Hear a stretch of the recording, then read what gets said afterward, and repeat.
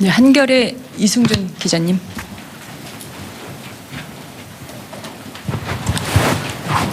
네, 한겨레신문 이승준 기자입니다. 이어서 질문드리겠습니다.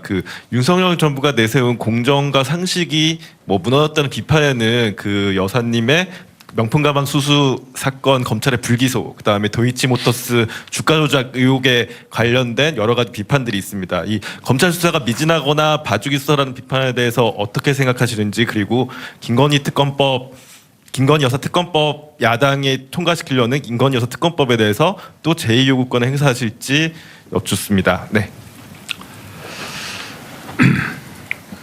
대통령이라는 자리에 있으면서 또 뭐 검찰총장으로 있을 때도 마찬가지인데요.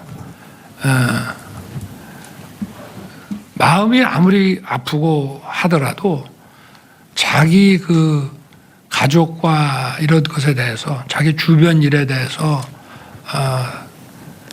특혜를 준다는 거는, 그거는 국법을 무너뜨리는 거기 때문에 그건 절대 안 된다고 생각합니다. 그걸 못할 거면 대통령을 그만둬야 된다, 검찰총장을 그만둬야 된다고 생각합니다. 그런데 이 특검 문제에 대해서는 제가 오늘 조금 약간 길게 얘기를 하겠습니다. 기본적으로 특검을 하니 마니를 국회가 결정해서 또 국회가 사실상의 특검을 임명하고 방대한 수사팀을 꾸리는 나라는 없습니다. 그거는 명백히 자유민주주의 국가들의 상권 분립 체계에 위반되기 때문입니다. 어떤 사건에 대해서 수사권을 발동할 것이며 어떤 사건에 대해서 어떤 검사에게 사건을 배당할 것이냐 하는 것은, 그거는 법 아무리 나와도 이거는 헌법의 기본 상권 분립의 본질인 그건 행정권의 고유한 부분입니다. 그래서 미국에서는 대통령에 대한 것이 의혹이 아주 상당히 구체적으로 나와서 대통령이 이거를 국민들에게 이거는 수사를 통해서 해야 된다라고 판단이 될 때는 대통령이 하라 해가지고 법무부 장관이 특별검사를 지명합니다. 일반 연방검찰청에 주질 않고 별도의 특별검사를 임명합니다. 그리고 과거에 이제 이란 컨트라 케이스 같은 경우에 미국 국회에서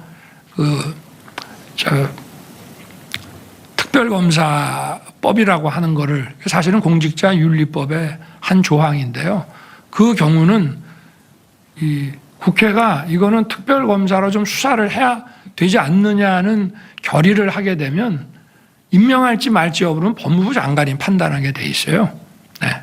그러고 그런 케이스인 경우에는 법무부 장관이 판단하면 특별검사를 법무부 장관이 임명을 안 하고 워싱턴 연방고등법원에서 그 검사를 임명하게 돼 있습니다. 그런데 그 법도 계속 상권분립 위반 논란에 한 10년 이상 빠지다가 결국 그 법이 이제 소멸됐습니다. 그게 뭐냐면, 왜 수사를 담당할 검사 임명을 판사가 하느냐, 이거 상권분립에 안 맞다.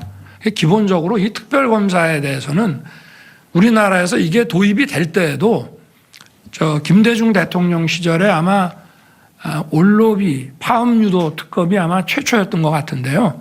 그때도 위헌 논란이 많았는데 대통령과 여당이 오케이 하면 이거는 과거에 법무부 장관이 받아들이는 것처럼 하면 되는 거 아니냐 해서 이루어진 것입니다.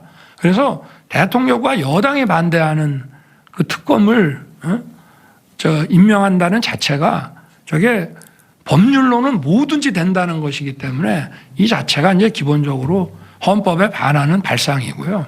그리고 이제 두 번째로는 이미 2년 넘도록 수백 명의 수사 인력을 투입해서 그야말로 지난 정부 때는 자기네 사람들 수사할 때는 이거는 불법이다, 별건 수사는 불법이라고 했던 그 별건의 별건을 수도 없이 이어가면서 정말 어마무시하게 많은 사람들을 조사했습니다. 왜냐?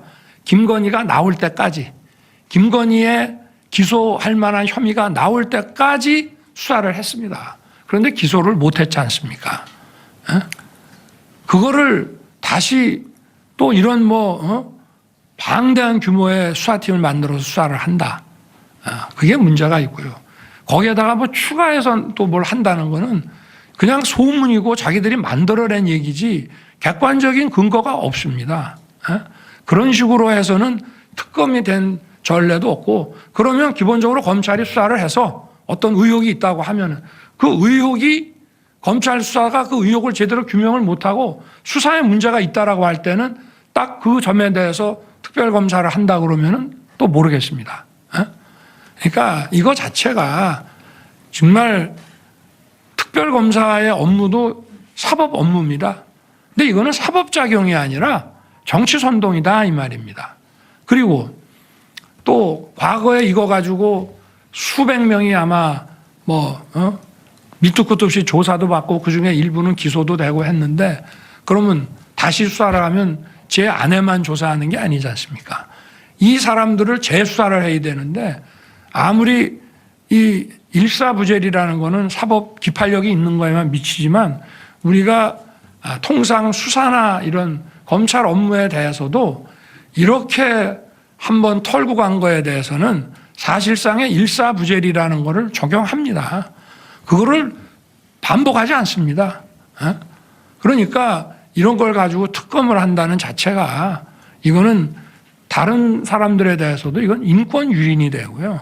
이거는 헌법을 수호할 궁극적인 책임을 대통령에게 두고 있는 우리 이 헌법 제도 하에서, 물론 더 궁극적인 헌법 수호 세력은 국민의 저항권이라는 말이 있지만, 일단 헌법 제도의 틀 안에서는 그거를 대통령이 그냥 받아들이게 되면은 이거는 앞으로 이런 일이 막 반복이 된다 그러면은 정말 정치적인 이런 사법이라는 이름을 쓰고 이런 꼭 필요할 때 써야 되는 칼을 정치에 가지고 와서 하게 되는 그런 거를 초래한다고 하는 말씀을 이미 여러 차례 제가 드린 건데 다시 한번 반복해서 드리는 것입니다.